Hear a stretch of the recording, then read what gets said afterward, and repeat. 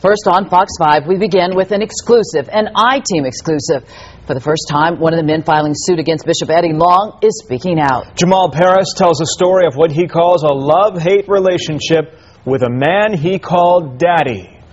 Senior I-Team reporter Dale Russell first broke this story. He's here with his exclusive report tonight, Dale. Tom, following Bishop Long's sermon on Sunday, we caught a plane to Colorado, home to Jamal Parris, the oldest of all the accusers in the case.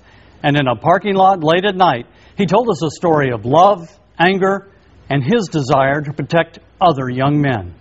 This is a very serious allegation, but no one has heard from you. Jamal Parris didn't want to talk at first, but before he left us, he had plenty to say about Bishop Eddie Long. If you look at us in our eyes and you hear the pain in our voice, we don't have a reason to lie to this man. Jamal Parris is one of the 4 young men who have filed sexual misconduct lawsuits against Bishop Long, accusing him of using scripture and church money to sexually seduce young men. I am not the man that's being portrayed on the television. That's not me. On Sunday, Bishop Eddie Long spoke out for the first time, never flatly denying the claims, but vowing to fight. I feel like David against Goliath. Since the lawsuits were filed last week, none of the 4 young men involved have talked publicly. Until now. We found Jamal Parris shopping at a 24-hour store in Colorado. Initially, he was reluctant to talk. Dale Russell with Fox 5 News in Atlanta. Can we talk to you for a second? But once he started, he told a riveting story about how as a young teen, a 14-year-old with no father in his life, he joined New Birth Missionary Baptist Church. Bishop Eddie Long came into his life. He said Long said to call him Daddy and to trust him with spiritual guidance. I loved him, and I'm always going to have love for the things that he taught me. But how he left us, it hurt worse than anything I ever felt in my life. Parris claims in his lawsuit the father-like figure used scripture to justify sex, and he lavished money, cars, jewelry, trips in the bishop's private jet, even homes for some teens, sometimes with funds from the church coffers. You finally have a father that you've always wanted for and always dreamed of would just walk away from you if you don't give him what you want.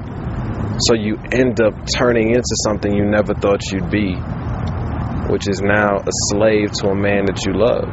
Jamal says the bishop began a slow sexual seduction, which became intimate and more intense after the young boys became of legal age. So while the media and the press and the rest of the people around the city or around the country look at us like, how can a grown man let another man touch him? What you have to understand is this man manipulated us from childhood. This was our father and we loved him.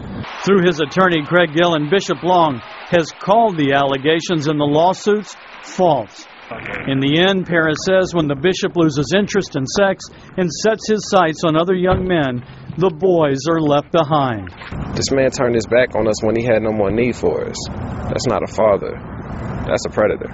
Parris says he attempted to resolve the matter privately with the bishop, but when that didn't work, lawsuits were filed publicly identifying the 4 young men accusing the bishop.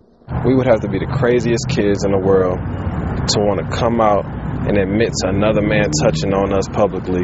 To really believe this is about money would be absolutely ludicrous.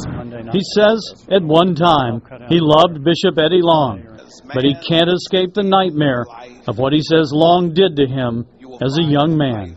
I cannot get the sound of his voice out of my head, and I cannot forget the smell of his cologne, and I cannot forget the way that he made me cry many nights when I drove in his cars on the way home, not able to take enough showers to wipe the smell of him off of my body.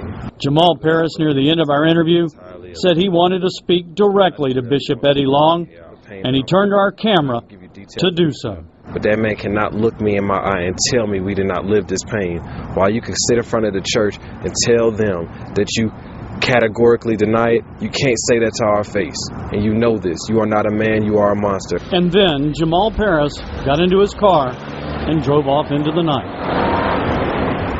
Now, we tried to contact Bishop Long. His spokesperson told me that they will have a comment after they see this story. Now, tomorrow night, a lot more from Jamal Parris, including the behind-the-scenes story on those pictures we've all seen of the bishop in the bathroom.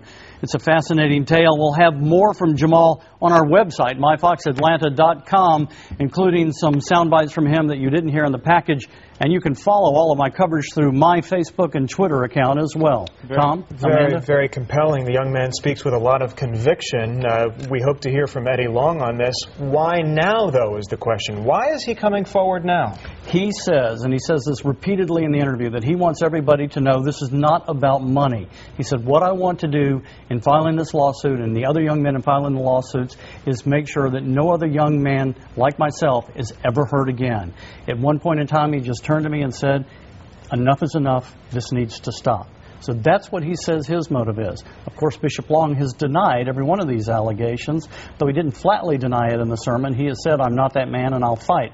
So obviously we're at the very beginning of what's going to be a long court battle. Well, great work finding Jamal and hearing his thoughts on this entire ordeal. Thanks. Dale, thanks. Count on Fox 5 News for all the latest developments on this still developing story on the air and online. Go to myfoxatlanta.com to see the full video of Sunday's comments by Bishop Eddie Long and his statement to the media later in that morning. Just look for the special coverage link right there on our homepage.